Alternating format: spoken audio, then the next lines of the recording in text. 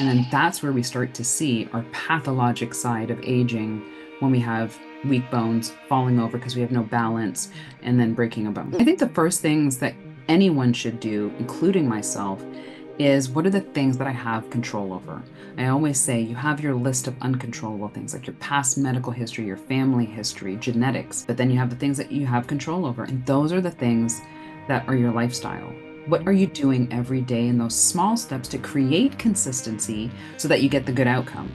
Both in medicine, both from our families. My mom has had no idea she was going through menopause. People just told her she was going crazy. She was getting anxiety. She was, just a busy mom. Welcome to another episode of the Save Yourself podcast. Today, I have a very special guest, Dr. Jessica Shepard. I am so excited to talk to you because we've met a couple of times, but I've always wanted to have a conversation with you, but we never really had a chance because we're always in these I know.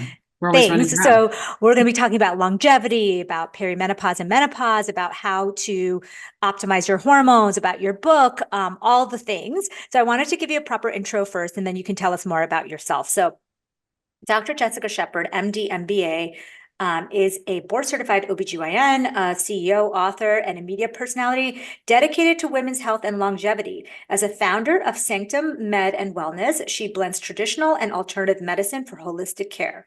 A sought-after expert, she shares insights on Good Morning America, CNN, The Today Show, with features in Vogue and Forbes. Now she's a chief medical officer of hers. She advances accessible, personalized care. On her own perimenopause journey, Dr. Jessica Shepard empowers women to thrive through every stage of life, fostering a community of informed, supported, and healthy individuals. Welcome, Dr. Jessica Shepard. Thank you. It's so great to be here. Again, we have known each other for years and followed each other, and I'm glad we get to talk today. Even though it's virtual, I still feel like we're in the room together. Exactly. And I feel like this is an excuse for me to chat with you about all the things.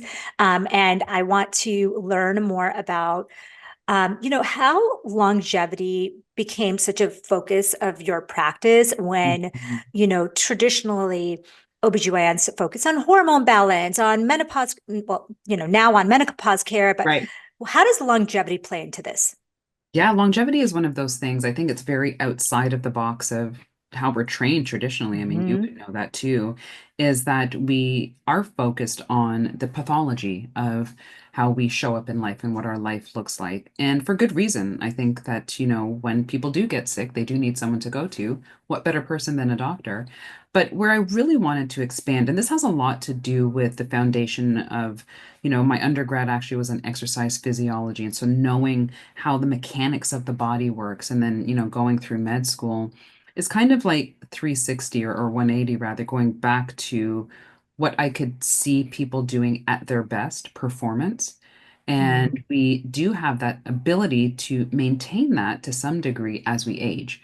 And so, in my practice being a gynecologist, I never really did the obstetrics part. I trained in it, but I did a surgical fellowship. And so most of my time was spent in the women's health part of OBGYN.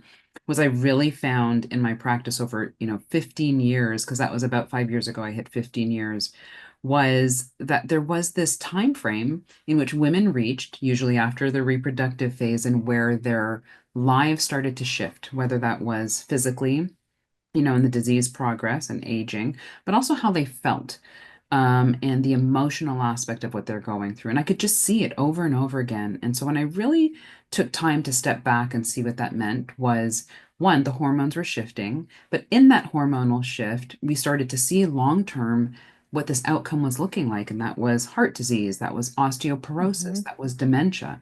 And so why would I, not do a service to these patients and women that were coming to see me for all these years and helping them understand truly that opportunity they had in their midlife to make themselves age in a way that they could still have good quality of life. And to me, that's what longevity is.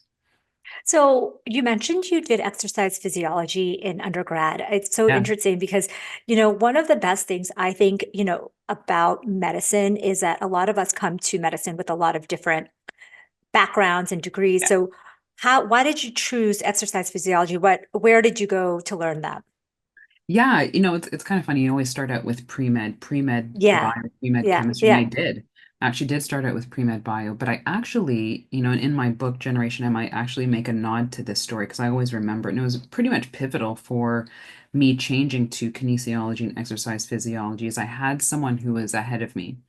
And when you're first starting out in college, you have all these questions of, I want to be a doctor. Yeah. And one thing that she said to me is she was like, the track that you're taking is fine. She goes, but there is more to just becoming a doctor, is also learning something else that may not be in that pre-med kind of traditional track. Mm-hmm. And then she also said, what if you decide to change your mind? What if at the end of all of this, you don't want to go to med school?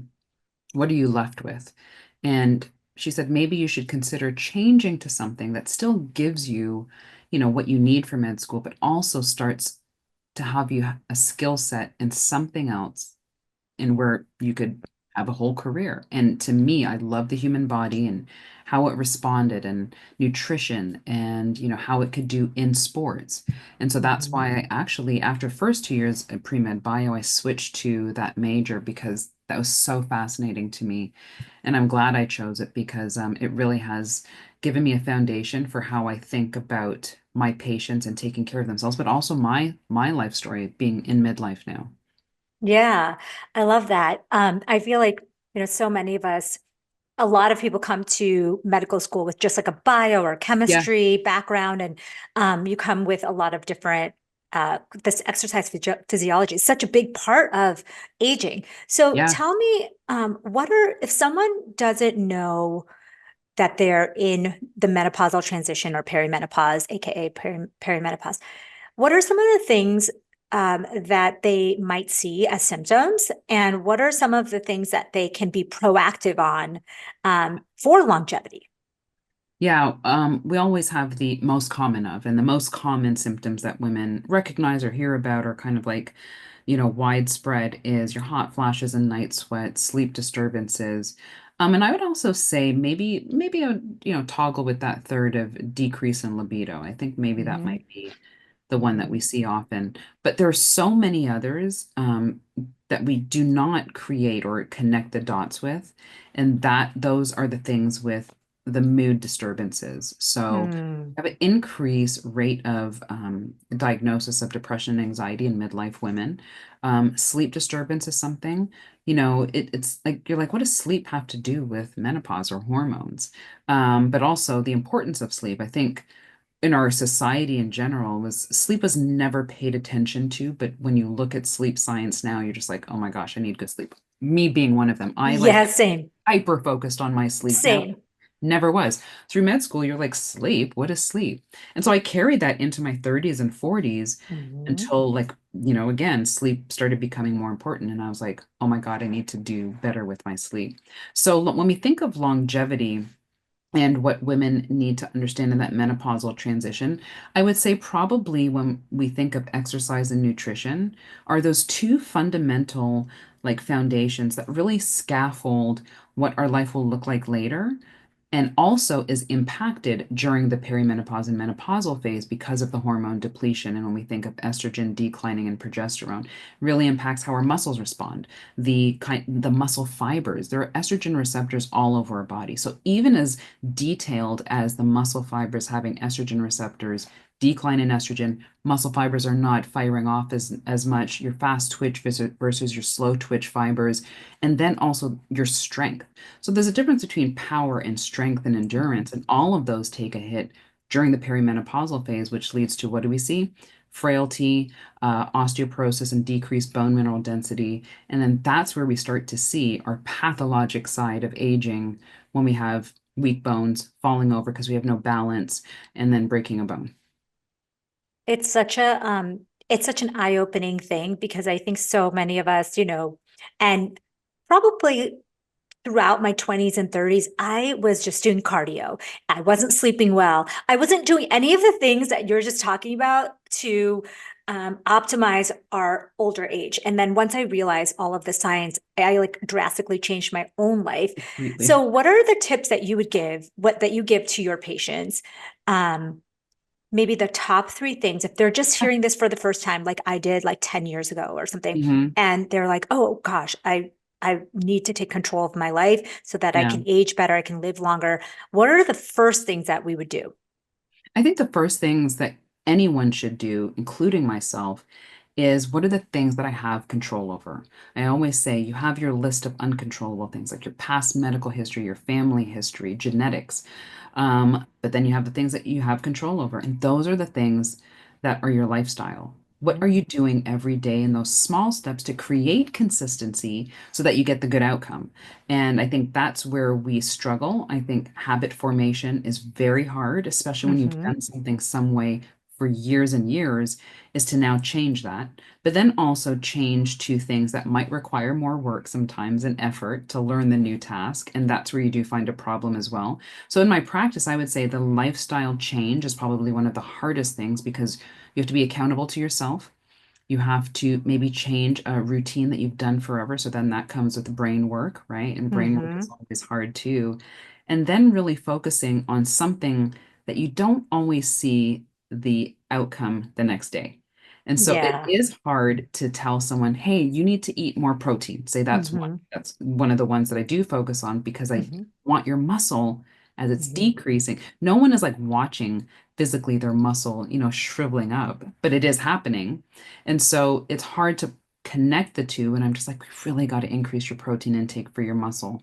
Yeah. I would definitely say Okay. in the depletion of hormones, namely estrogen, but also progesterone and testosterone, is the importance of hormone replacement therapy. Now, the Mhm. reason why that one is hard because we had horrible PR for Mhm. HRT, from Yes. 20 years ago.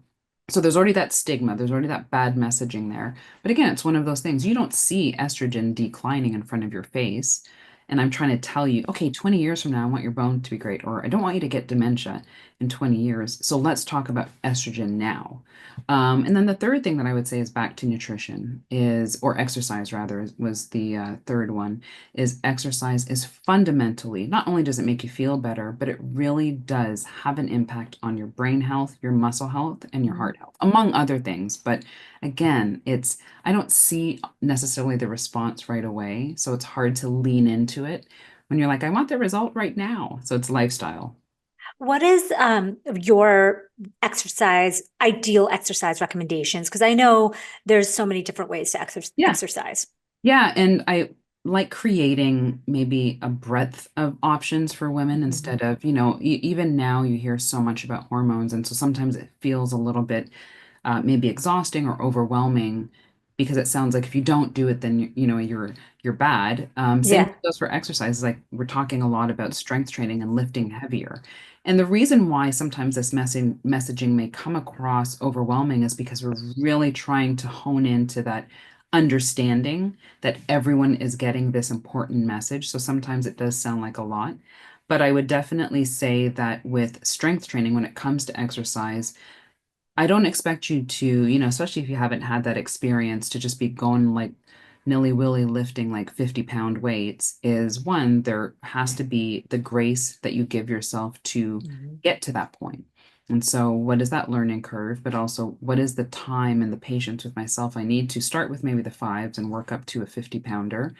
And then resistance training. So it doesn't always have to be in the form of, I'm lifting these heavy weights, but you can, shift and shape that with resistance training through Pilates, which has been shown in studies to improve your bone mineral density. And then also with your resistance training that comes with lower weights, but you're actually using like sprint interval training.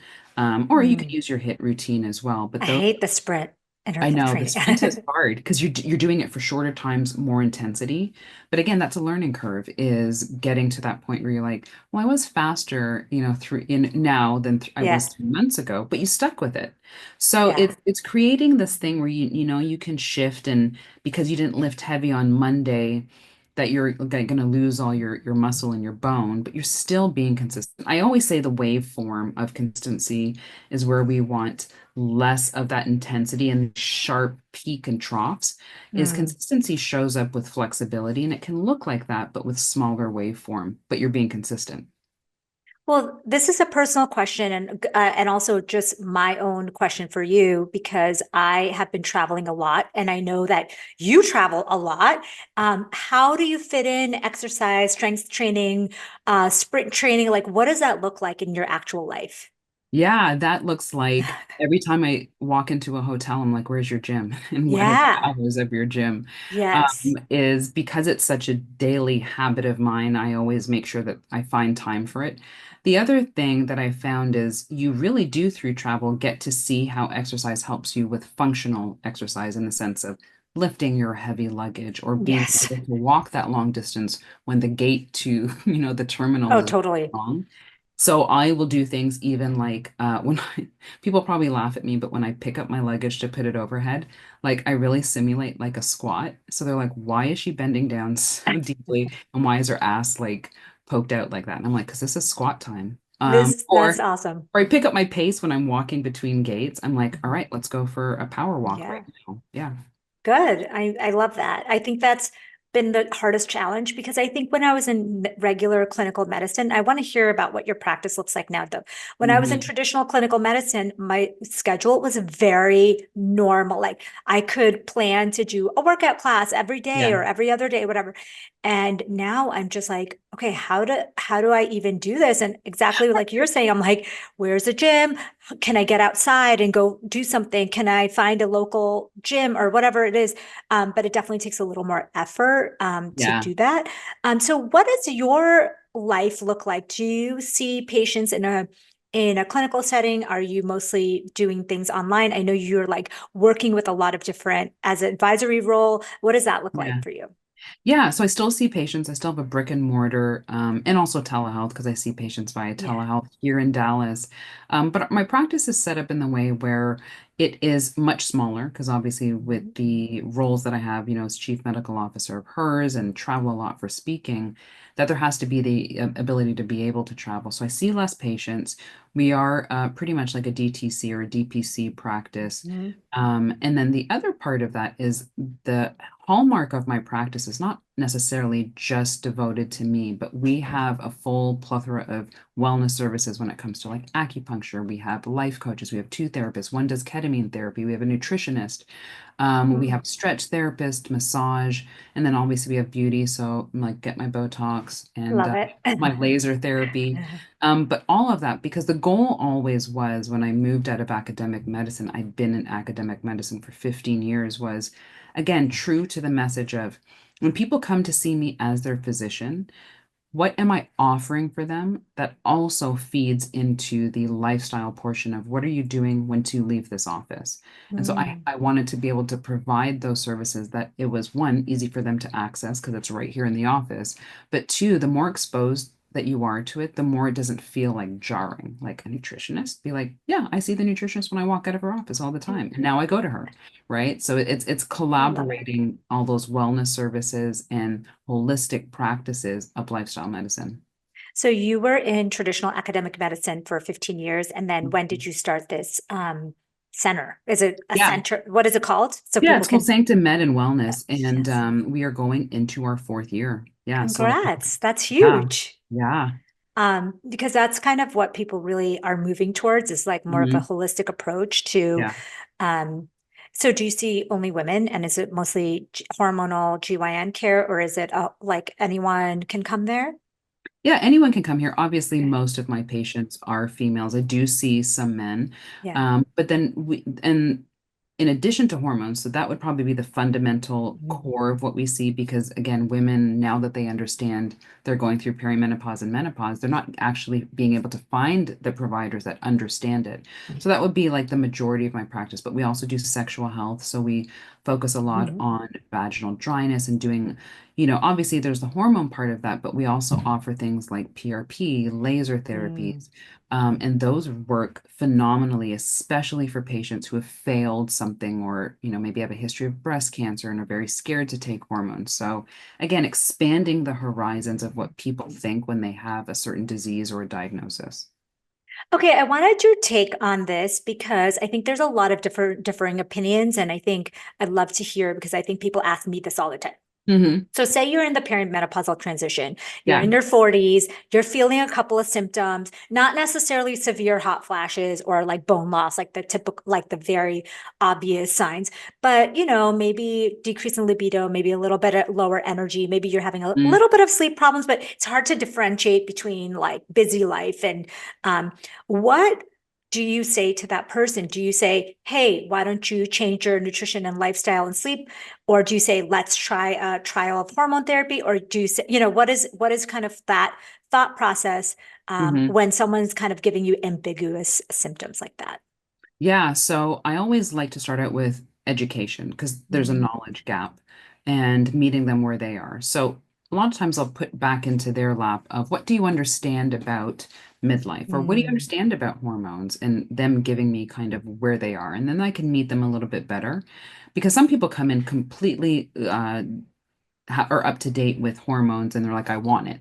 I'm like, great, Yes. but still let's Okay. talk about it. And then some who are like, I don't know what's going Yeah. on. And so from that, I say, well, in order to make sure as a traditional doctor, evidence based Yeah. is let's sure we're not missing something. And so a lot of Mm-hmm. time that can lead to lab work.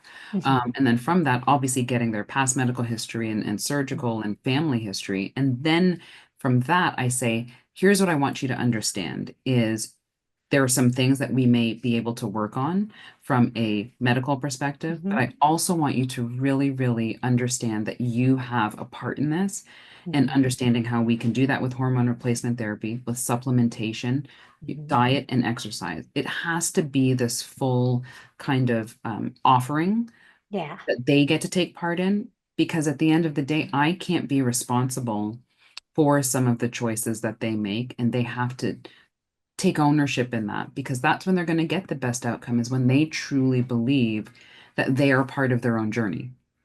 Yeah, so you're basically saying that you have to you're partnering with them to decide what the Yeah. best path is for them. And for some people, it may be hormones right away. For some people, it may Yeah. be checking for lab work and changing the diet and lifestyle, et cetera.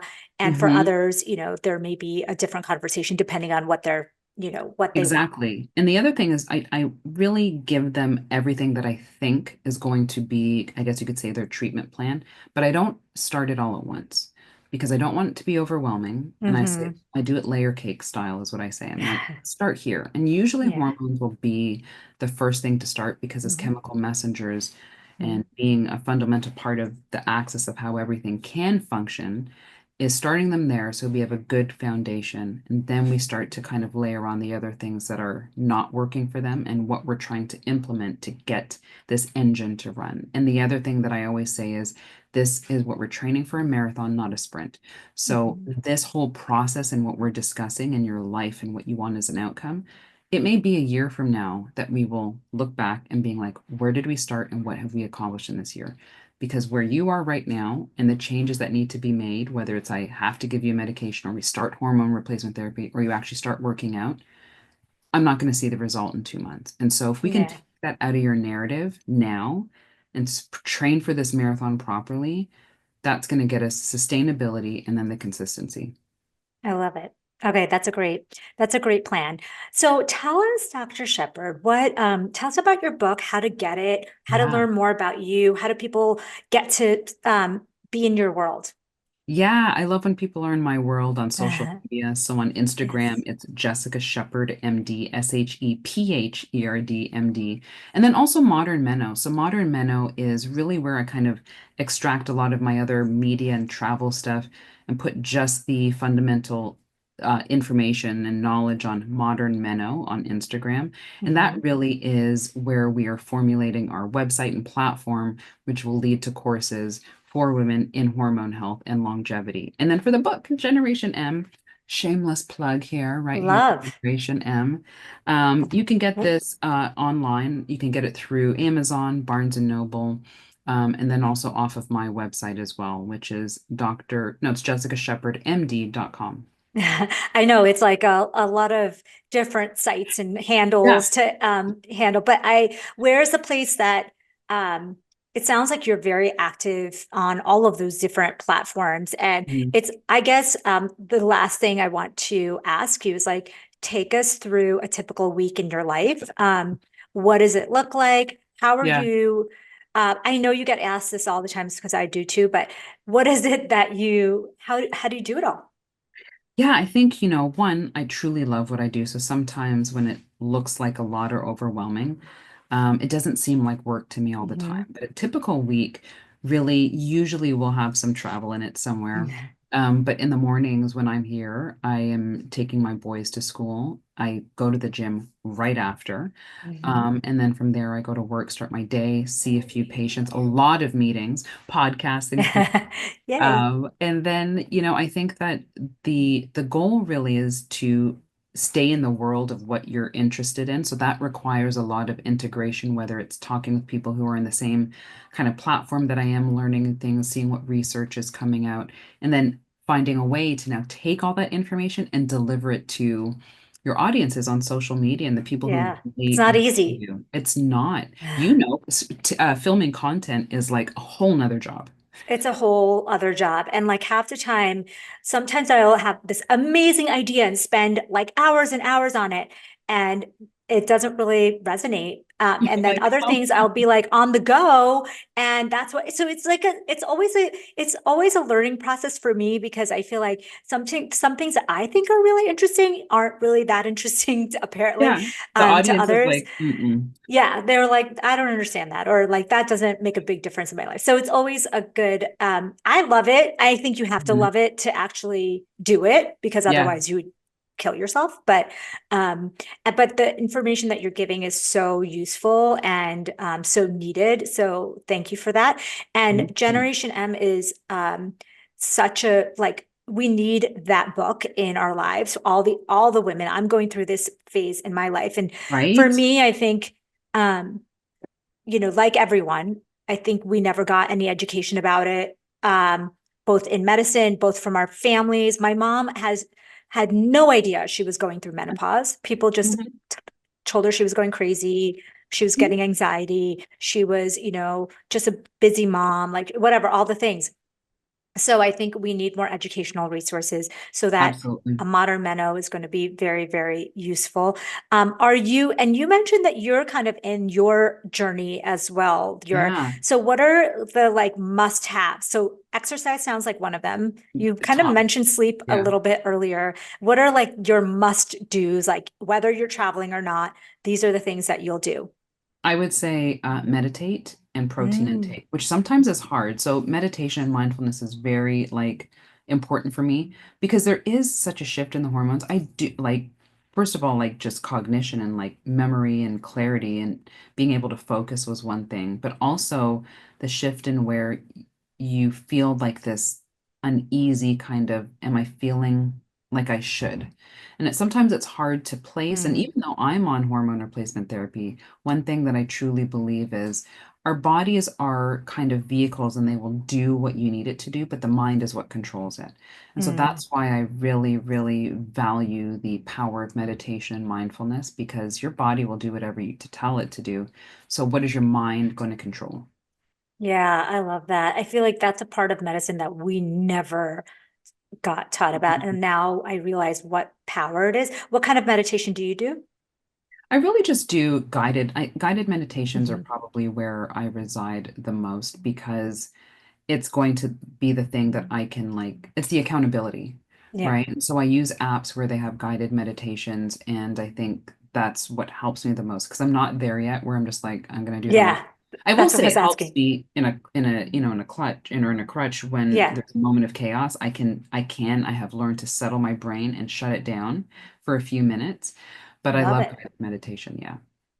Okay, I am so happy to have finally chatted with you. I wish we could chat for much longer, but I know you have a busy day and it's You a too. Friday. So we will get all the links in our bio and then we'll share a couple of clips for social because I know all the people will want to know the tips that you shared. So I want to Yeah. thank you so much for being here and hope you have an awesome day. Thank you everyone for listening and watching and we will have some of the resources in the show notes, so check that out.